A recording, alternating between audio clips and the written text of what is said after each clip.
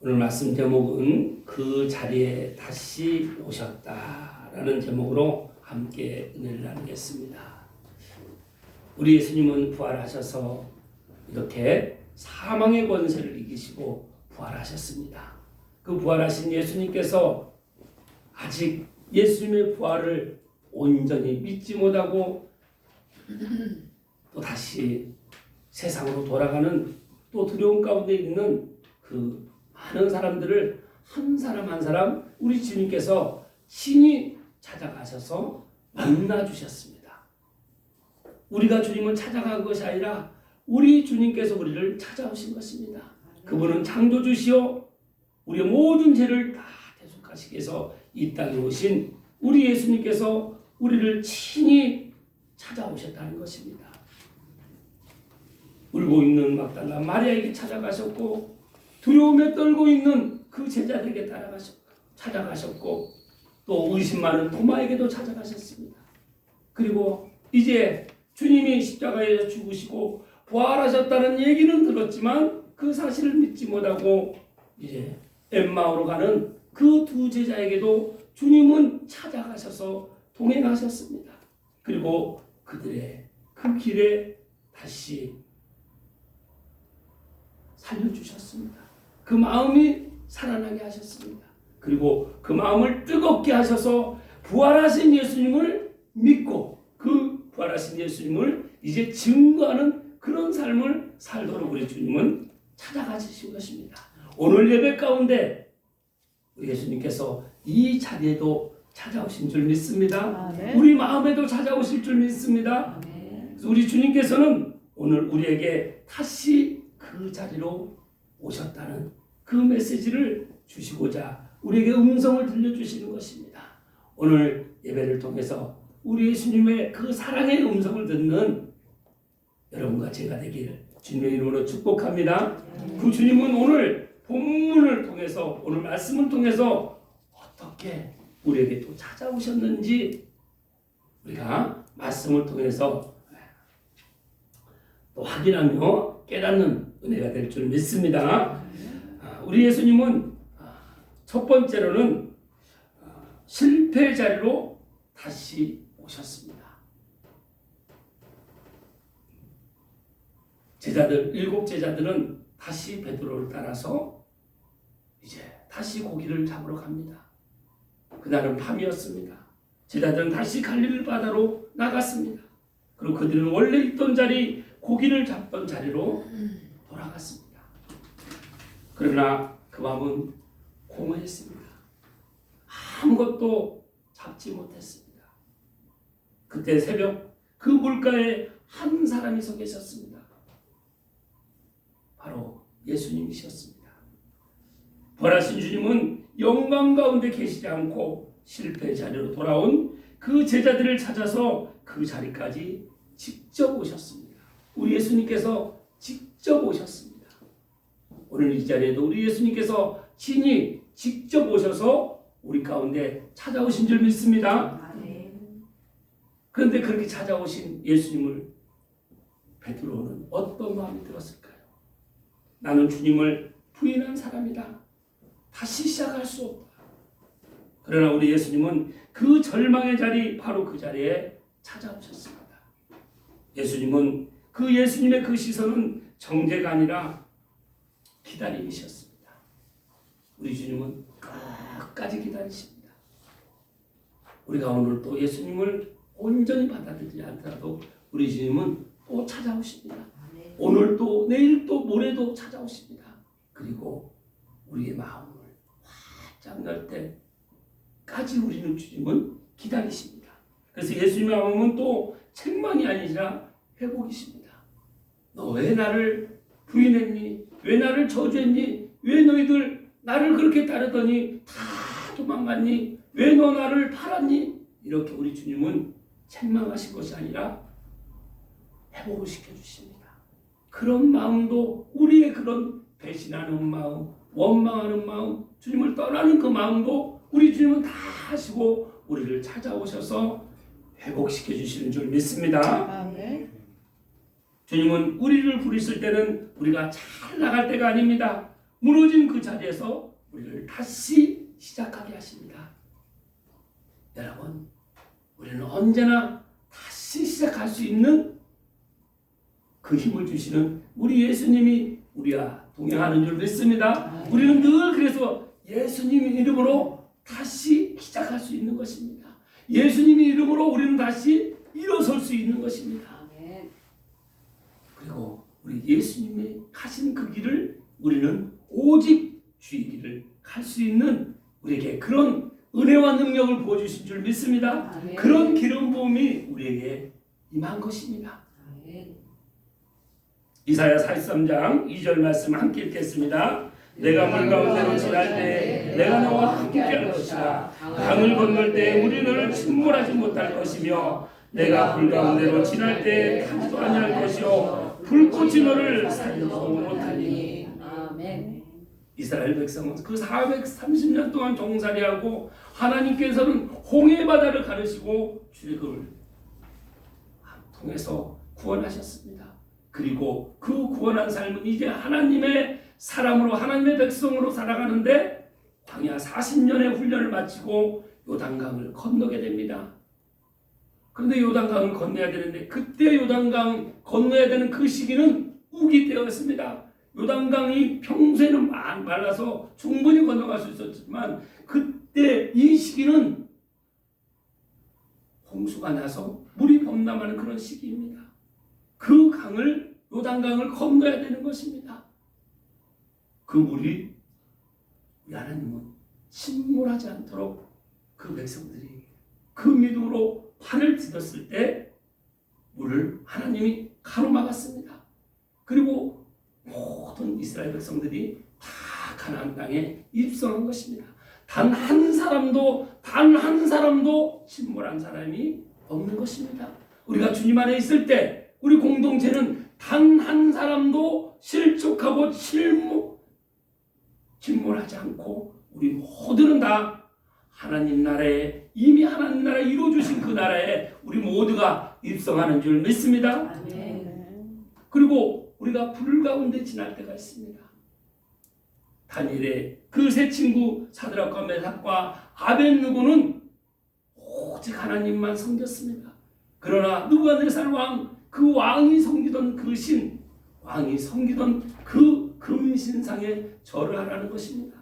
절하지 않으면 저 풀무불에 불꽃 가운데 불구덩이에 집어넣겠다고 하는 것입니다. 이렇게 이어갈 때 우리는 그거에 대해서 대답할 가치가 없다고 이 사드락과 메삭과 아벳느고는 당당히 얘기합니다. 그리고 하나님이 반드시 우리를 구하실 것이다. 그리하지 아니할자도 내가 섬기는 그 하나님, 한 분이신 하나님을 나는 절대 외면하지 않겠다. 부정하지 않겠다고 고백합니다. 그 고백 속에 이 다니엘의 세 친구는 그 풀무불에 던져집니다. 그런데 머리카락 하나 상한 것이 없습니다. 옷 그리지 않습니다. 그것을 깨끗하게 머리카락 하나도 손상되지 않게 그리지 않게 우리 하나님은 그 불구덩이에서 우리를 보호하시는 줄 믿습니다. 하나님을 믿는다는 것은 내가 그 물이 나를 덮치려고 강물이 나를 덮치려고 할 때 불구덩이에 빠져서 불꽃이 나를 살려고 할 때도 믿음 안에 있는 사람은 우리 하나님께서 온전히 그 사랑으로 우리를 보호하시는 줄 믿습니다. 그래서 우리가 실패해 있을 때라도 절망 가운데 있을지라도 여러분 걱정하지 마십시오. 여러분에게 다시 찾아오셔서 여러분을 다시 일으켜 주실, 다시 시작할 수 있는 힘을 주시는 우리 하나님이 여러분과 함께 계시는 줄 믿습니다. 아멘. 이사야서 시편 34편 18절 말씀 함께 읽겠습니다. 여호와는 마음이 상한 자를 가까이 하시고 중심으로 구매하는 자를 구원하시는도다. 우리는 늘 다윗은 그 본인이 그렇게 충성을 다한 사울왕에게 쫓겨서 사망의 음침한 골짜기를 지나는 상황이 됩니다. 그런 상황에서도 다윗은 중심으로 통회하는 마음으로 사울은 다윗을 바라봤습니다. 다윗을 백성들이 내가 구한 사람은 천천히요 다윗은 만만이라고 하는 그 말에 다 나라에 본인이 왕권을 가지고 있는데도 그 용사 하나인 그 다윗이 만만이라는 그 말에 질투로 해서 모든 온전히 그 다윗을 이제 적으로 생각하고 죽이려고 혈안이 되어 있었습니다. 그러나 자신을 죽이려고 한 그 모습을 본 다윗은 대상을 사울로 보지 않았습니다. 온전히 하나님을 바라봤다는 것입니다. 그리고 통회하는 마음으로 하나님을 갈망했습니다. 그래서 하나님은 늘 다윗이 잡힐 수밖에 없는 상황인데도 불구하고 늘 보호하시고 그 사울을 죽일 수 있는 상황인데도 하나님이 기름 부으신 왕은 절대 내 스스로 그 목숨을 해하지 않겠다는 하나님을 받아본 그 믿음으로 끝까지 순종을 했습니다. 그런 다윗의 믿음을 보시고 그 통회하고 애통해하는 그 심령이 상한 애통한 마음이 상한 마음으로 하나님께 올려드린 그 다윗을 받으시고 하나님은 다윗을 왕으로 세우셔서 통일 왕국의 왕이 되게 하셨습니다. 우리도 가는 곳마다 불화가 있고 나를 질투하는 사람도 있고 여러 상황 가정들에 많은 문제들이 있습니다. 그러나 우리가 가는 곳은 늘 주님의 마음으로 화평으로 통일이 되는 줄 믿습니다. 그래서 우리는 통일 공동체입니다. 하나님의 마음으로 합한 통일 공동체인 줄 믿습니다. 그래서 지금 내가 실패한 자리, 무너진 자리 우리 주님은 우리 앞에 이미 와 계십니다. 사랑하는 성도 여러분, 우리 그 주님을 바라보시길 축복합니다. 두 번째는 다시 부르시는 사랑의 음성입니다. 예수님은 물으십니다. 그 제자들 한 마리도 밤새 그렇게 평생을 고기를 잡아온 제자들이 밤새 그물을 던졌지만 한 마리도 잡지 못하는 그 제자들에게 우리 예수님은 묵묵히 오셔서 이렇게 물으십니다. 얘들아 너에게 고기가 있느냐? 이 질문은 우리 주님이 몰라서가 아닙니다. 그들의 공함을 스스로 깨닫게 하시는 질문입니다. 우리 예수님은 늘 주님이 다 말씀하실 수도 있는데 다 알아서 말씀하실 수도 있는데 그 공함을 깨닫게 하기 위해서 질문을 하십니다. 우리에게도 지금 질문을 하십니다. 너에게 만족이 있느냐? 너에게 기쁨이 있느냐? 우리 주님은 내가 아무리 가진 것이 많고 내가 아무리 큰 명예가 있어도 우리 주님이 빠지면 우리 예수님이 없는 세상은 내 삶은 늘 공허합니다. 그리고 우리 주님은 그 제자들에게 말씀하십니다. 그물을 내 오른편에 던지라. 그 순간 기적이 일어납니다. 물이 아니라 말씀을 따라 던졌을 때 그들의 삶이 다시 살아나기 시작했습니다. 우리가 물을 바라보는 것이 아니라 우리 주님의 말씀을 바라봐야 되는 줄 믿습니다. 우리의 환경을 바라보는 것이 아니라 말씀을 바라봐야 되는 줄 믿습니다. 그때 바로 기적이 일어나는 것입니다. 베드로는 깨닫습니다. 그때 주님이라는 걸 깨닫는 것이죠. 그리고 물속으로 뛰어듭니다. 베드로가 왜 물속에 뛰어들었을까요? 부끄러움 때문이 아니라 사랑 때문입니다. 그는 여전히 자신을 사랑하시는 주님을 느꼈기 때문입니다. 주님의 사랑을 느꼈다는 것입니다.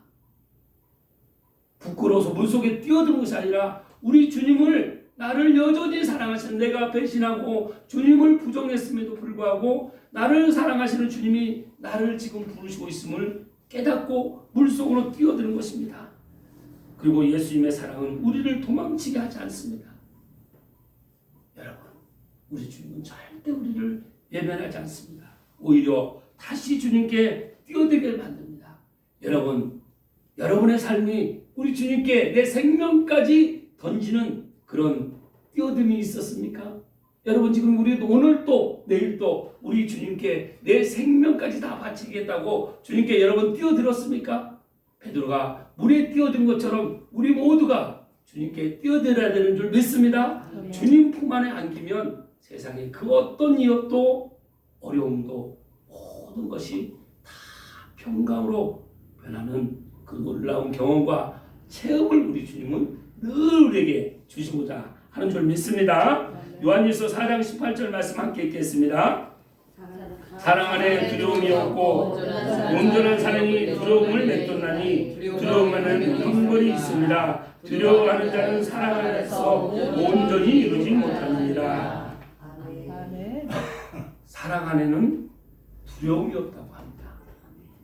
그리고 온전한 사랑이 두려움을 내쫓는다고 합니다. 사단이 악한 영이 우리에게 주는 마음은 두려워하는 마음입니다.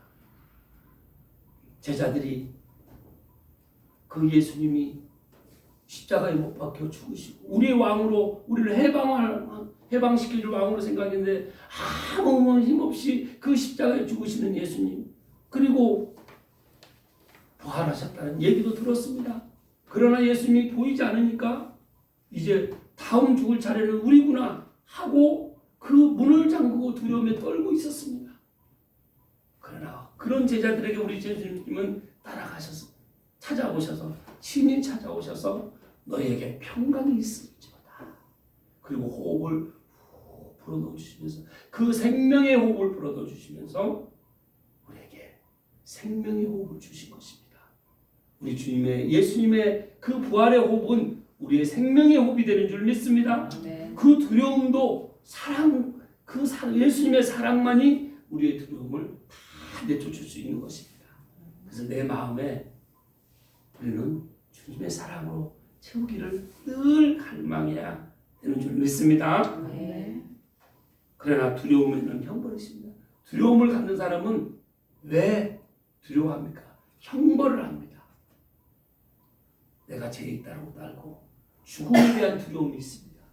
그리고 죽음에 대한 두려움뿐만 아니라 죽음 뒤에 심판이 있다는 그 형벌에 대한 몸을 늘 두려움을 갖고 있는 것입니다. 그래서 어떻게든 죽지 않으려고 하는 것이죠.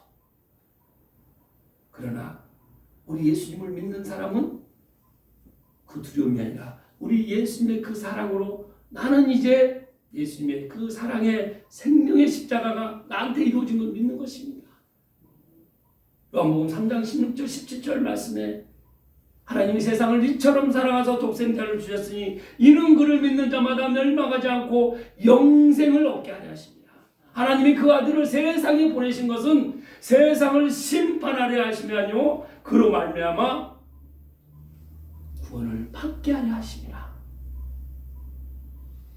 내가 진실로 너에게 이르노니 내 말을 듣고 또 나 보내신 이를 믿는 자는 영생을 얻었고 심판에 이르지 아니하나니 사망에서 생명으로 옮겼느니라. 이 믿음을 가진 사람은, 이 사랑을 받은 사람은 내 삶에 이제 사랑으로 채웠기 때문에 두려움이 없는 것입니다. 죽음의 두려움도 없고 심판의 두려움도 없는 우리의 삶이 그런 삶인 줄 믿습니다.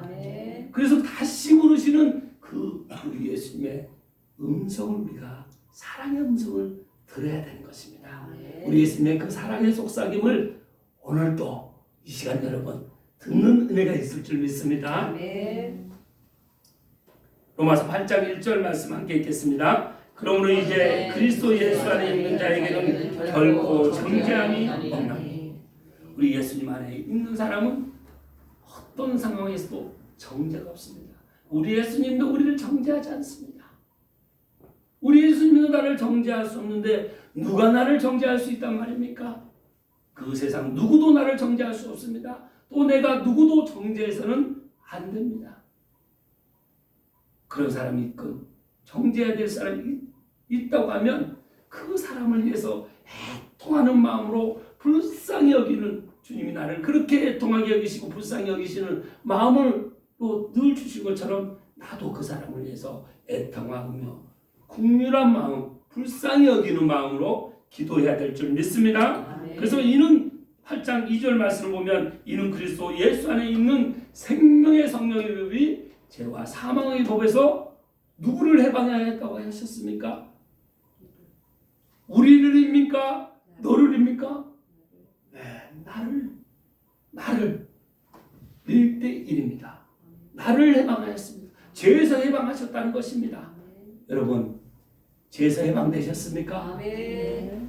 여러분의 죄값이 어떤 죄값을 치렀습니까? 예수님의 십자가 생명의 죄값을 치렀다는 것입니다. 이 놀라운 진리를 우리가 깨닫고 살아가는 신앙인 것입니다. 그 믿음인 것이죠. 그래서 주님의 사랑을 알면 우리는 다시 시작할 용기가 생깁니다.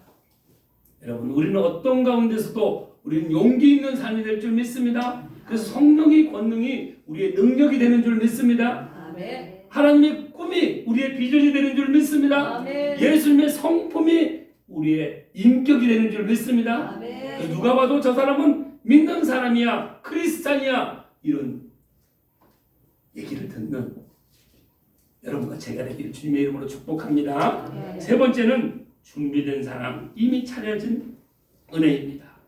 제자들이 육지에 돌아왔을 때 놀라운 장면이 펼쳐집니다.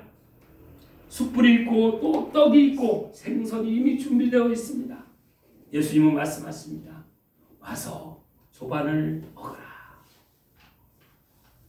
이것은 단순한 식사가 아닙니다. 회복의 자리입니다. 관계가 다시 이어지는 자리입니다. 놀라운 것은 제자들이 잡은 고기가 아니라 이미 예수님이 준비하신 식탁이 있었다는 것입니다. 제자들이 잡은 고기가 주님이 배 오른편에 던지라고 해서 그물 던졌을 때 고기가 몇 마리가 걸렸습니까?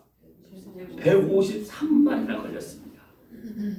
그러나 우리 예수님은 그 153마리로 요리를 하신 것이 아니라 조반을 차린 것이 아니라 우리 예수님이 이미 고기와 떡으로 이미 조반을 다 준비하셨다는 것입니다. 그래서 우리가 애써 얻은 것이 아니라 주님이 이미 준비하신 은혜로 우리는 살아가는 것입니다. 우리의 힘으로 우리의 능력으로 살아가는 것이 아니라 내 노력으로 살아가는 것이 아니라 우리 주님께서 이미 준비한 은혜로 우리가 살아가야 될 줄 믿습니다. 베드로가 우리 예수님을 부인했던 그 밤에도 숯불이 있었습니다. 그때 추웠기 때문에 숯불이 있었죠. 그런데 지금 회복의 자리에도 숯불이 있습니다. 우리 주님은 내가 외면할 때도 늘 숯불로 우리를 온기를 채워주십니다. 그리고 우리 주님은 여기 또 회복의 자리에도 늘 온기로 달라집니다. 우리 주님의 그 따뜻한 마음이 우리에게 그 따뜻한 마음이 채워진 줄 믿습니다. 아멘. 그리고 어려운 사람들이 있을 때 주님의 사랑이 나한테 이루어진 사람은 늘 말을 많이 하지 않습니다. 따뜻한 마음이 담긴 손으로 꼭 손을 잡아주는 것입니다. 그럴 때 그 따뜻한 주님의 온기를 느끼는 사람이 그 마음이 회복되고 치료되고 주님을 내 구주로 구세주로 영접하는 놀라운 손길로 우리를 따뜻하게 하신 줄 믿습니다. 아멘.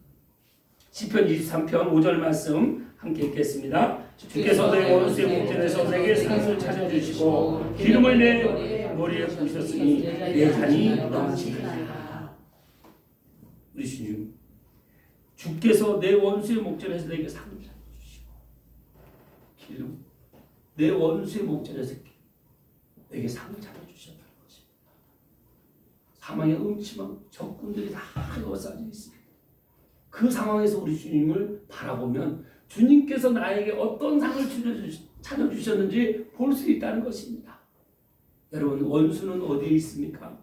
저 미국에 있습니까? 중국에 있습니까? 아니면 대한민국에 있습니까? 우리 가정에 있습니까?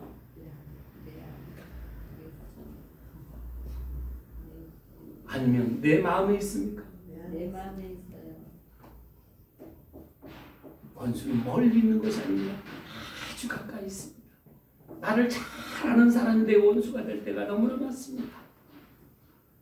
그 원수가 있을 때 원수를 바라보지 말고 주님을 바라볼 때 주님이 차려주신 그 상을 볼 수 있다는 것입니다. 아멘. 그러면 그 주님을 바라볼 때 주님이 성령의 기름이 나에게 부어져서 내 잔이 넘치는 걸 보게 될 것입니다. 아멘. 아무리 내 원수가 있어도 그 원수를 내가 품고도 남을 만한 내 크고 넘치는 마음으로 채워주신다는 것입니다. 아멘. 이 상이 나에게 차려진 줄 믿습니다. 아멘. 성경 66권 66개의 상이 차려졌습니다. 아멘.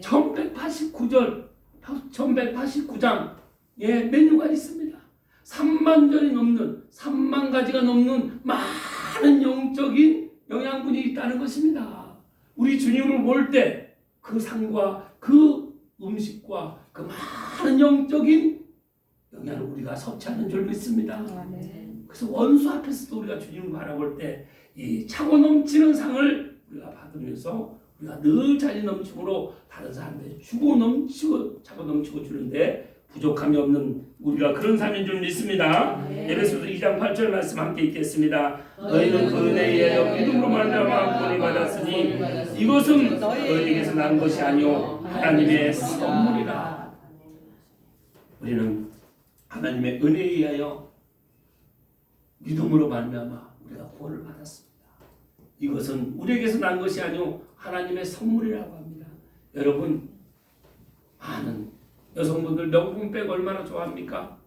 명품백 무슨 똥 무슨 넬. 남자들은 차 좋아하죠. 명품차, 고급차. 여러분에게 정말 여러분이 원하는 그 고급스러운 그 저택과 같은 집을 준다고 합니다. 여러분에게 진정한 선물이 될 수 있습니까? 우리에게 진정한 선물이 될 수 있습니까? 그러면 하나님의 선물은 우리 예수님입니다. 우리 예수님이 이 땅에 오신 것은 예수님이 선물이라시는 것, 말씀하시는 것은 하나님 나라를 우리에게 선물로 주시고자 이 땅에 오셨습니다. 그래서 예수님을 내 구주로 영접한 사람은 하나님 나라를 선물로 받은 것입니다. 그래서 우리의 모든 삶은 이제 하나님 나라를 살아가는 것입니다. 우리의 목적은 구원받는 것으로 끝나는 것이 아니라 하나님 나라를 살아가는 것입니다. 아멘. 우리의 삶이 그런 삶인 줄 믿습니다. 아멘. 그래서 주님은 우리를 위해 이미 준비해 두셨습니다. 그리고 우리는 와서 받기만 하라고 하십니다. 이미 준비된 그 사랑과 차려진 그 은혜 안에 우리가 거하기만 하면 되는 줄 믿습니다. 네. 영국의 존 뉴턴, 믿음이 신실한 부모 밑에 태어났습니다. 그런데 6살 때 부모가 세상을 떠나고 계모 밑에서 온갖 구박을 받으며 불우하게 자랐습니다. 그런 그의 인생은 점점 어두워져 갔습니다. 젊은 시절 그는 방탕하게 살았습니다. 결국 아프리카로 가는 노예선을 타게 됩니다. 처음에는 선원이었지만 나중에는 노예를 사고 파는 선장이 됩니다. 수많은 사람들을 쇠사슬로 묶어서 배에 실어서 나르면서도 그는 아무런 죄책감 없이 살아갔습니다. 그러던 1748년 어느 날 대서양 한가운데서 큰 거대한 폭풍을 만나게 됩니다. 배가 산산이 부서질 것 같은 상황이었습니다. 물이 밀려 들어오고 사람들은 절망 속에서 비명을 지릅니다. 그때 존 뉴턴은 처음으로 입에서 평생 처음으로 진정 어린 기도를 하게 됩니다. 예수님, 살려주세요. 하나님, 저를 불쌍히 여겨주세요. 그는 그날 밤을 이렇게 기록했습니다. 나는 죽을 수밖에 없는 죄인이라는 것을 처음 알았습니다. 기적처럼 배는 가라앉지 않았고 그는 살아났습니다. 하지만 더 큰 변화는 그의 마음에서 일어났습니다. 그는 완전히 다른 사람이 되어갑니다. 얼마 후 그는 노예 무역에서 완전히 손을 뗍니다. 그리고 신학을 공부합니다. 그리고 30세 목사가 됩니다. 놀라운 것은 여기서 끝이 아닙니다. 그는 자신의 과거를 숨기지 않았습니다. 오히려 평생 회개하면서 자신이 저질렀던 죄를 그 세상에 알리고 노예제 폐지를 위해서 싸우는 삶을 살았습니다. 노예를 팔고 살고 했던 그 사람이 이제 그 노예제 폐지를 위해서 평생 삶을 바치는 삶을 살았습니다. 그리고 그는 세상을 가장 감동시킨 시를 찬송으로 고백합니다. 그 찬송은 바로 어메이징 그레이스입니다. 나 같은 죄인 살리신 그 은혜 너무 놀라워. 그 은혜 너무 놀라워. 잃었던 생명 찾았고 광명을 얻었네. 이 가사는 단순한 노래가 아닙니다. 그의 눈물이요 그의 고백입니다. 무너진 자리에서 만난 예수님의 이야기입니다. 사랑하는 여러분, 존 루터는 예수님을 만난 곳은 교회가 아니었습니다. 폭풍 가운데 그 인생이 무너지는 그 자리였습니다. 우리가 예수님 만나는 것도 그런 자리에서 예수님을 만나게 되는 것입니다. 그래서 나의 환난과 폭풍 같은 감당할 수 없는 것이 오히려 더 주님을 만날 수 있는 절호의 기회가 되는 줄 믿습니다. 절호의 기적이 되는 줄 믿습니다. 그리고 주님은 그를 그 자리에서 끝내지 않으시고 다시 이렇게 세워서 전혀 다른 인생을 살게 하셨습니다. 오늘 우리도 마찬가지입니다. 무너진 바로 그 자리에서 주님은 우리를 다시 만나주십니다. 우리가 실패한 그 자리에서 우리 주님은 우리를 다시 부르시고 사랑의 그 음성으로 부르시고 이미 주님께서 차려놓으신 그 사랑과 그 은혜의 식탁으로 우리를 초대하시는 줄 믿습니다. 사랑하는 성도 여러분, 예수님은 우리를 떠나지 않으셨습니다. 우리가 떠난 그 자리, 우리가 무너진 그 자리, 우리가 다시 돌아온 그 자리로 주님은 먼저 와 계셨습니다. 우리 주님은 늘 우리 걸음보다 앞서가셔서 미리 준비하시는 것입니다. 여러분 발걸음은 차마 한 걸음도 뗄 수 없는 상황이라 하더라도 우리 주님을 바라고 발걸음을 뗄 때 우리 주님은 이미 준비하신 그 사랑과 은혜의 그 넘치는 상으로 우리를 초대하는 줄 믿습니다. 그 초대에 여러분 모두가 초대되신 것입니다. 그래서 우리가 하나님 나라를 살아가는 것입니다. 그래서 빌립보 3장 20절 말씀을 보면 우리는 이제 하나님의 자녀로 우리의 권세는 우리의 모든 생명은 이제 하나님 나라에 있는 것입니다. 그래서 구원하는 자 우리 주 예수 그리스도를 우리는 기다리는 것입니다. 그런 사람이 하늘 시민권을 가진 사람인 줄 믿습니다. 여러분에게 하늘 시민권을 우리 하나님께서 주셨습니다. 그리고 하나님 나라를 이루어 주셨습니다. 그리고 주님이 차려놓으신 그 상으로, 그 은혜의 상으로, 또 생명의 상으로, 사랑의 상으로 우리를 초대했습니다. 우리가 마음껏 그걸 누리고 많은 사람에게 나누는 삶을 통해서 이 주님께서 다시 그 자리에 오신 것처럼 우리도 용서할 수 없는 그 사람의 자리에 다시 가게 되고 사랑할 수 없는 그 사람 그 자리에 다시 가서 주님의 그 따뜻한 손으로 다시 손으로 어루만질 때, 꼭 잡아줄 때 회복의 은혜가, 회복의 역사와 회복의 기적이 있는 줄 믿습니다. 여러분의 그런 삶이 되시길 주님의 이름으로 축복합니다. 기도하겠습니다. 하나님 감사합니다.